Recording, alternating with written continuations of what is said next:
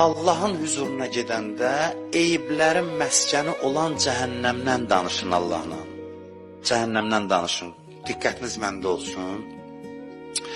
Cəhənnəm odu haqqında danışın. Çox danışın Allahla.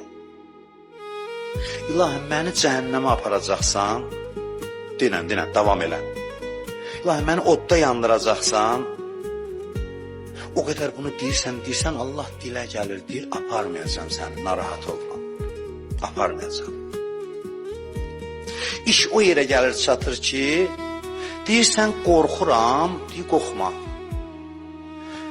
Anaların hamısını tanıyırıq. Bəlkə də dünyada bütün analar uşaq deyəndə qorxuram, ürəyi rəhmə gəlir. Düzdür?